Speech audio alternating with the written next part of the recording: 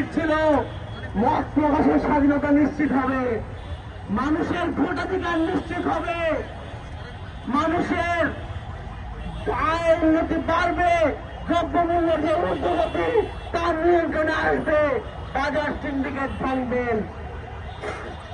আপনারা কি করতে পেরেছেন?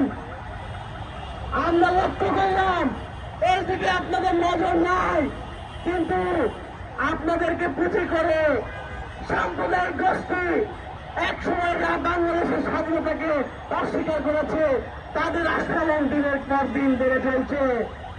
তারা বাংলাদেশে যে মীমাংসিত ব্যাপার সেই মীমাংসিত ব্যাপারগুলোতে তারা হাত দিতে চায়। তারা মুক্তিযুদ্ধকে জাতিসত্তা সমূহকে আপনাকে অন্তর্ভুক্তির মধ্যে দিয়ে নিয়ে আসতে হবে।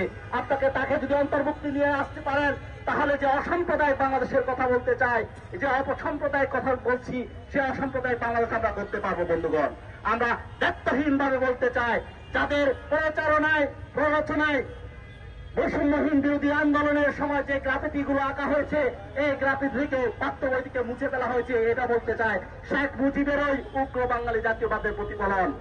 আপনারা শেখ হাসিনাকে মানেননি, আমরা শেখ হাসিনাকে ফেলে দিয়েছি, শেখ হাসিনার রেজিমের যত অন্যায় ফেলে দিয়েছি, কিন্তু শেখ হাসিনার কুকর্মগুলো আপনারা এখনো জিয়ে রেখেছেন। শেখ হাসিনার কুকর্মগুলো জিয়ে রেখে এখানে বৈষম্যহীন বাংলাদেশের কথা বলছেন। এই বাংলাদেশ আমরা চাই না। এই বাংলাদেশকে করতে হলে আমরা আবারও বলছি, আপনি যদি দেশটা ঠিক মতো চালাইতে না পারেন, শ্রমিক কৃষক সাধারণ জনগণ মেহনতি মানুষের দেশ যদি করতে না পারেন, দেশটা চালাতে গিয়ে যদি অন্যের প্রেসক্রিপশন নিয়ে আপনাকে দেশ চালাতে হয়, তাহলে বলবো সুন্দর করে আপনি নেমে যান, আপনার রাস্তা মাপেন। এটা বলতে চাই, আপনার রাস্তা মাপেন এবং যারা উপত্যান ঘটিয়েছে, যারা প্রাণ দিয়েছে তাদের উপর দায়িত্বটা ছেড়ে দেন, তারা দেখিয়ে দেবে। এই বলে এখানে শেষ করছি। ধন্যবাদ।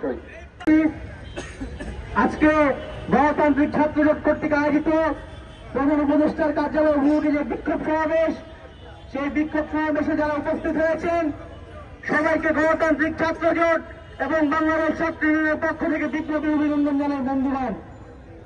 বন্ধুগণ, আমরা আজকে বিক্ষোভ সমাবেশে লক্ষ্য করলাম রাষ্ট্রীয় বাহিনী কর্তৃক নেককারজনকভাবে বাধা প্রদান করা হয়েছে। আজকে আমাদের এই কর্মসূচিতে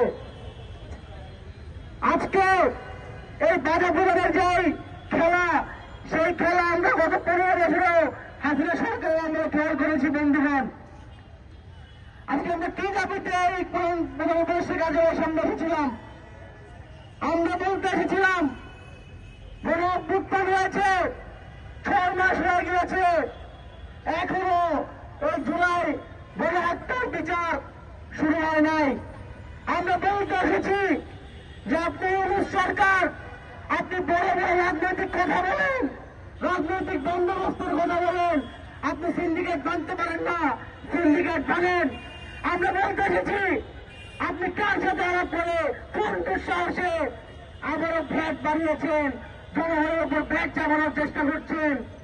আমরা বলতে এসেছি আজকে পার্বত্য চট্টগ্রামে আদিবাসী জনগোষ্ঠীর উপর যে নিপীড়ন, যে আগ্রাসন, সে আগ্রাসন বন্ধ করার জন্য সেখানে সেনা শাসন বন্ধ করতে হবে, তাদের ভূমির অধিকার দিতে হবে।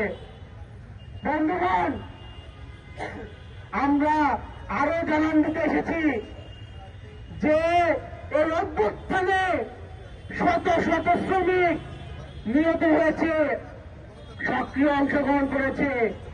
এই শ্রমিকদের উপর হামলা কেন হলো, এই শ্রমিকদের উপর গুলি কেন চলল অভ্যুত্থানের পরবর্তী সময়ে, তার বিচার করতে হবে। যে শ্রমিকরা বুকের রক্ত দিয়ে শেখ হাসিনাকে হটাতে বাধ্য করেছিল, সেই শ্রমিকদের বকেয়া বেতন কেন বাকি থাকে? আপনারা কথায় কথায় জুলাই গণ অভ্যুত্থানের কথা বলেন, জুলাই গণ অভ্যুত্থানের স্পিডের কথা বলেন, অথচ এই জুলাই গণ অভ্যুত্থানে যখন গণহত্যা চলছিল সেই সময় যে ব্যবসায়ীরা, যে বিকেএমএর সভাপতিরা, যে বিজেএমএর সভাপতিরা শেখ হাসিনাকে রক্ষা করার জন্য যে মিটিং করেছে, তাদের সাথে গিয়ে আপনারা হাত মেলান, তাদেরকে আপনারা বন্ধ করেন। সেগুলো বন্ধ করার জন্য আমরা বলতে এসেছি।